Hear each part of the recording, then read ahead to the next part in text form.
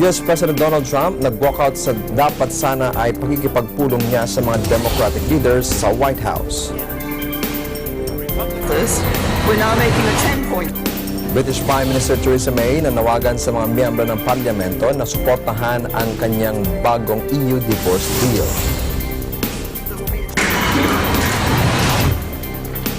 Italian national na si Alessandro Sandrini na ginawang hostage ng mga armadong grupo sa Syria sa nakalipas na 2 taon nakalaya na. Global tech firms kabilang ang mga chip suppliers pinutol na rin ang kanilang transaksyon sa Huawei. Kasunod ang pagsasailalim dito ng US sa trade blacklist dahil umano sa national security concerns.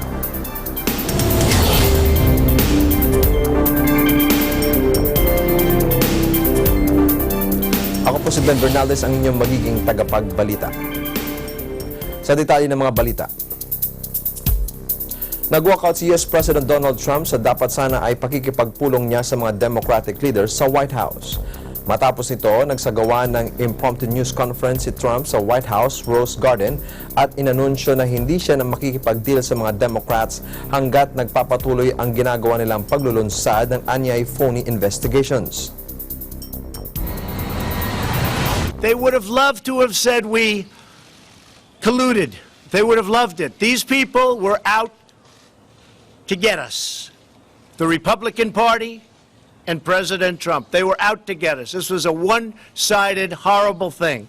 There was no obstruction. We've been doing this since I've been president, and actually, the crime was committed on the other side. We'll see how that all turns out.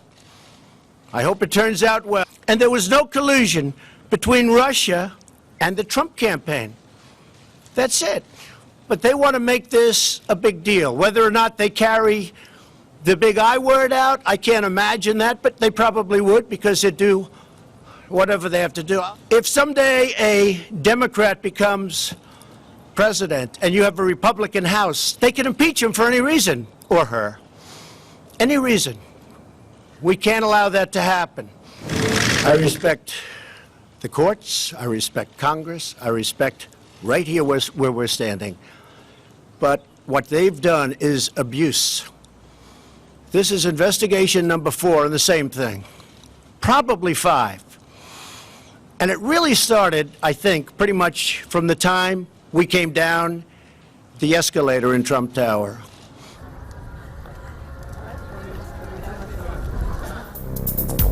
Binatikos naman ni na top Democrats Nancy Pelosi at Chuck Schumer ang pagtanggi ni US President Donald Trump na makipagtulungan sa kanila para mabuo ang infrastructure deal dahil sa investigasyon sa report ni Robert Mueller kaugnay ng umano'y pakikialam ng Russia sa US elections. Sinabi ni Senate Minority Leader Chuck Schumer na ang desisyon ni Trump na mag-walk out sa nakatakdang pulong sa mga Democrats sa White House ay pinlano ni Trump.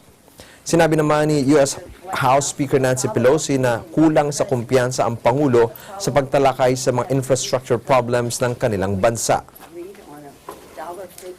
Hopeful, optimistic, and seeing the necessity for a big infrastructure initiative for our country, we went in the spirit of bipartisanship to find common ground with the president on this. Reason, maybe it was lack of confidence on his part that he really couldn't match the greatness of the challenge that we have.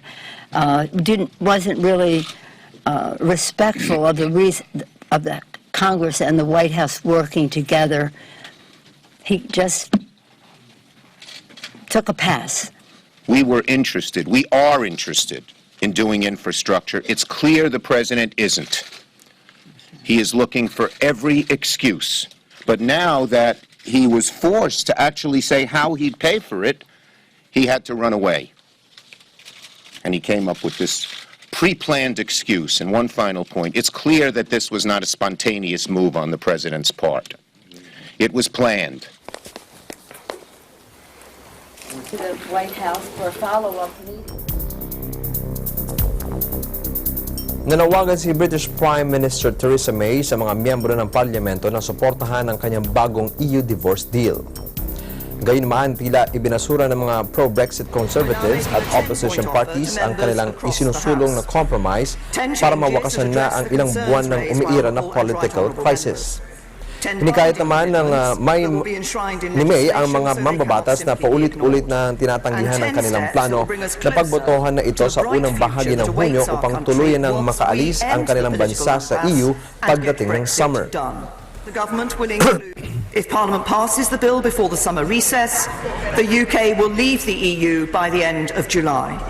We will be out of the EU political structures, out of ever closer union. We will stop British laws being enforced by a European court. We will end free movement. We will stop making vast annual payments to the EU budget. By any definition, that alone is delivering Brexit. If we are going to deliver Brexit in this Parliament, we are going to have to pass a withdrawal agreement bill. And we will not do so without holding votes on the issues that have divided us the most. That includes votes on customs arrangements and on a second referendum. We can pretend otherwise and carry on arguing and getting nowhere. But in the end, our job in this House is to take decisions, not to duck them. So I will put those decisions to this House.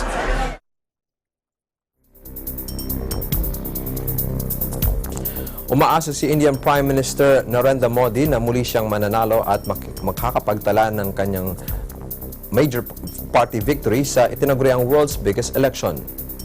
Batay sa mga unang trends, tila makakakuha ang kanyang Hindu Nationalist Party ng malaking panalo kumpara noong nakarang eleksyon noong 2014.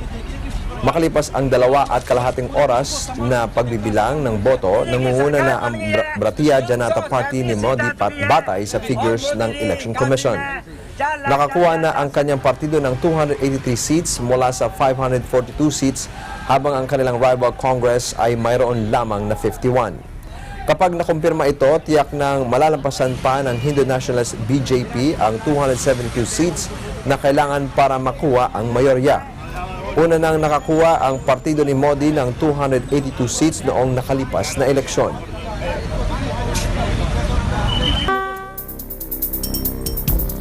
Sinimulan na ng India ang proseso ng pagbilang ng halos 600 milyong botos sa tinaguriang world's biggest election. Pero batay sa exit poll, sinasabing panalo si Prime Minister Narendra Modi at ang kanyang Hindu Nationalist Government, subalit umaasa pa rin ang opposition na makukuha nila ang panalo. Batay sa pagtaya ng eksperto, umaabot sa 7 bilyong dolyar ang nagastos sa pagdaraos ng halalan sa nasabing bansa. Mahigit sa 600 milyon ang nakilahok sa halalan mula sa halos 1.3 bilyon na populasyon ng India.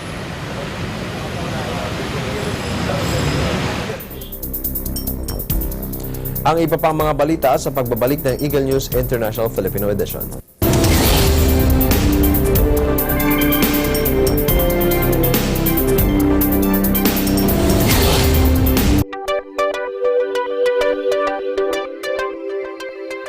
Para sa mga viewers namin sa Middle East at North Africa via OSN, hello po sa inyong lahat dyan. Ako po si Angelo Pulmones Ako po si Mylene Mariano Rivera at araw-araw tayong magkakasama sa Agila Balita. Dito sa Net25 at OSN, siguradong at at home ka kayo dito. dito.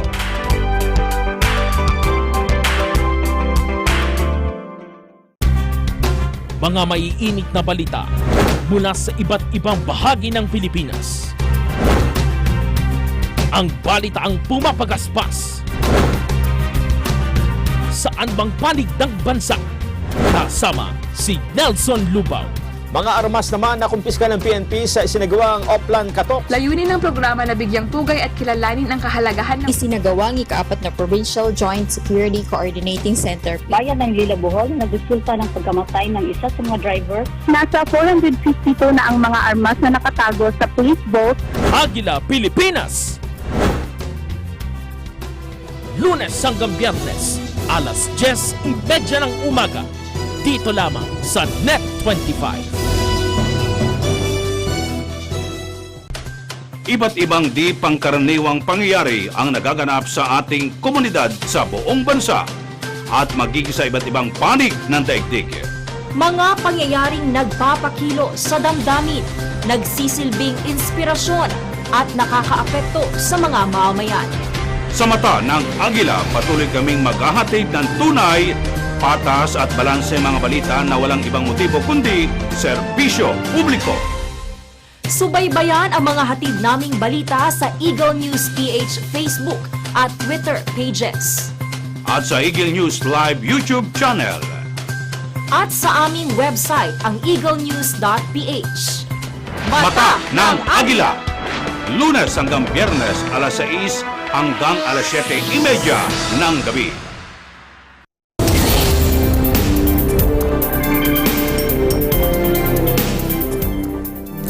Tatlo kataon na ang naiulat na nasawi sa pagtama ng tornado sa state ng Missouri.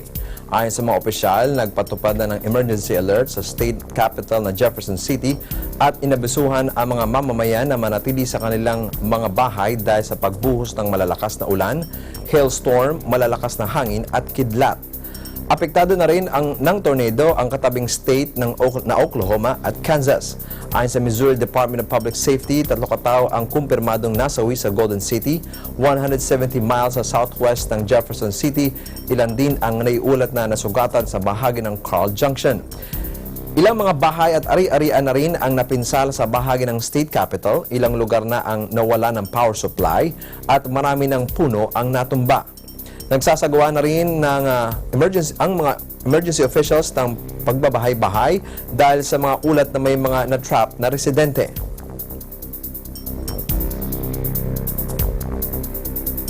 Nakalaya na ang Italian national na si Alessandro Sandrini na ginawang hostage ng mga armadong grupo sa Syria sa nakalipas na 2 taon. Unang kinidnap ng mga armadong lalaki ang biktima noong 2016. Inabot naman ng mahigit 2 taon ang negosyasyon bago ito napalaya. Sono stato catturato in Turchia, ero per strada, era verso sera, in un momento ho perso la strada dall'hotel, non sapevo più da che parte fosse, ho girato per le strade di Adana, quando ad un momento mi sono sentito mettere qualcosa sul volto e sono stato, drogato, mi sono addormentato e mi sono risvegliato poi in una stanza con 2 persone incappucciate e armate. وبعد التحري والمتابعة توصلنا إلى معلومات تفيد وجود مجموعة تمتهن عمليات الخطف وأن هناك رجل أجنبي بحوزتهم بالتفاوض مع تلك الجهة عن طريق بعض المخبرين المكتومين لدينا وتم إعطاء مهلة زمنية لأجل تسليمه لنا وقد تم تحرير الرهينة وتبين أنه إيطالي الجنسية من خلال التحقيقات التي أجريناها معه فتواصلنا على الفور مع الجهات المعنية لإجراء عملية التسليم وصولا إلى حكومة بلاده.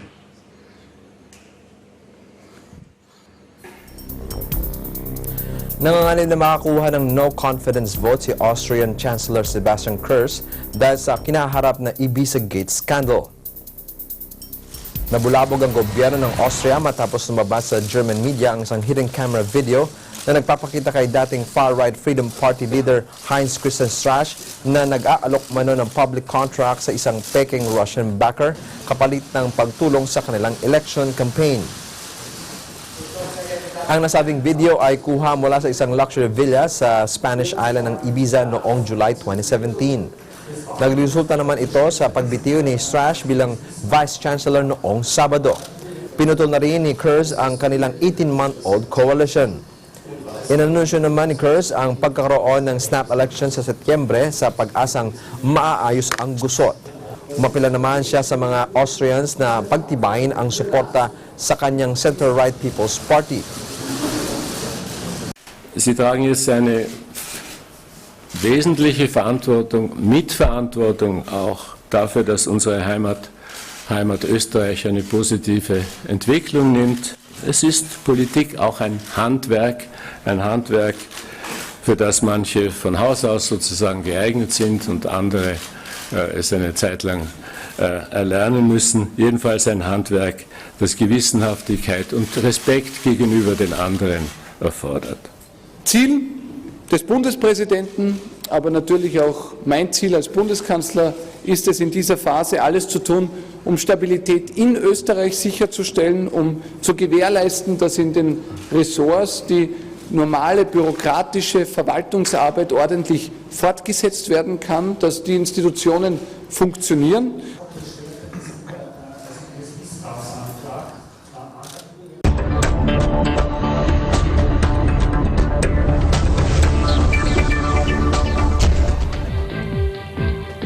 Ipinahayag ng Chinese telecom giant na Huawei na posibleng magamit na sa susunod na taon ang kanilang sariling operating system para sa smartphones at laptops matapos silang i-blacklist ng Estados Unidos. Ayon sa head ng Huawei Consumer Business na si Richard Yu, inaasahang handa na at magagamit na ang international version ng kanilang system sa una o ikalawang quarter ng 2020. Magugunitang nagdesisyon ang Google na putulin ang koneksyon ng Huawei devices sa kanilang Android OS kasunod ng kautusan ng US government na ipagbawal ang sale o transfer ng American technology sa nasabing kumpanya. Ayon sa report ng Global Times, isang Chinese state-run daily na sinusubukan na ang bagong platform na tinawag na Hongmeng na siyang papalit sa Android system.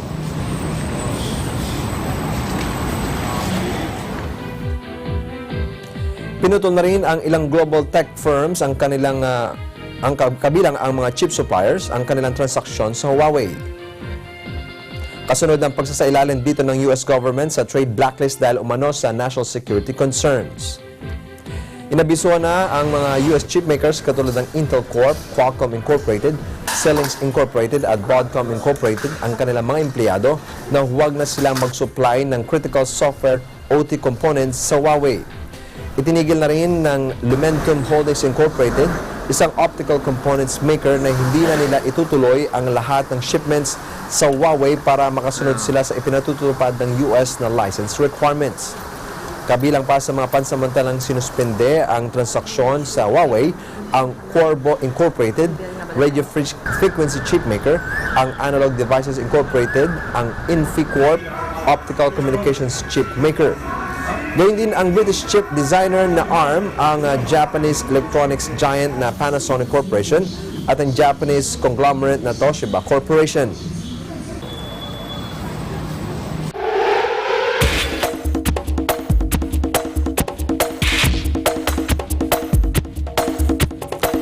Inirekomenda ng International Olympic Committee na alisin ang karapatan ng amateur boxing governing body na mag-organisa ng event sa Tokyo 2020.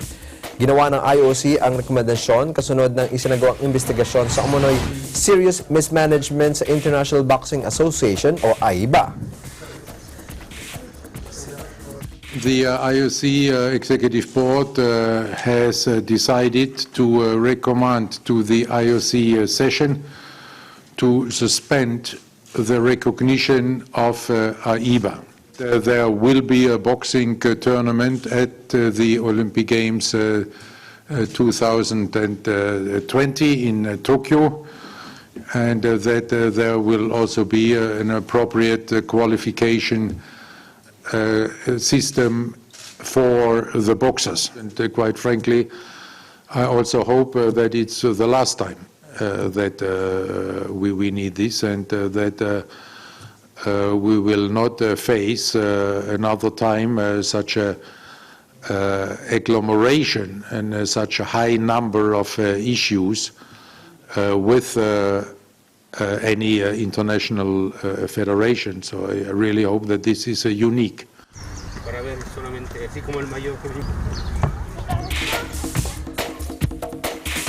Umaasa si 2017 World Distance Paragliding Champion Pierre Remy na makukuha niyang muli ang world crown sa taong ito.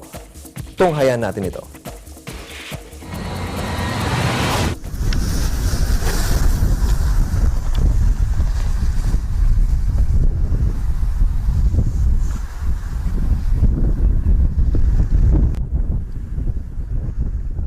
Le parapente, ça apporte surtout une grande sensation de liberté.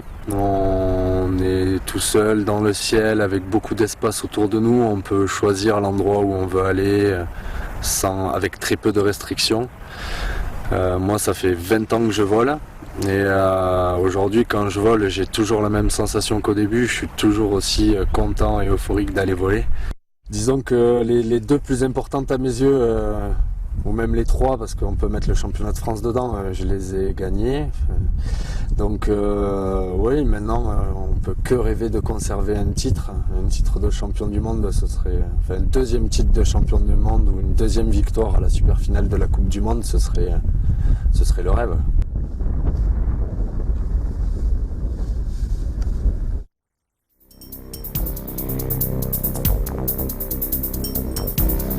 At yan ang kabuuan ng mga balita mula sa iba't ibang bansa. Ito ang Eagle News International Filipino Edition. Sa pangalan ng mga bubuo sa Eagle News Service, ako po si Ben Bernaldez, and I am 1 with 25. Susunod na ang Agilang Balita.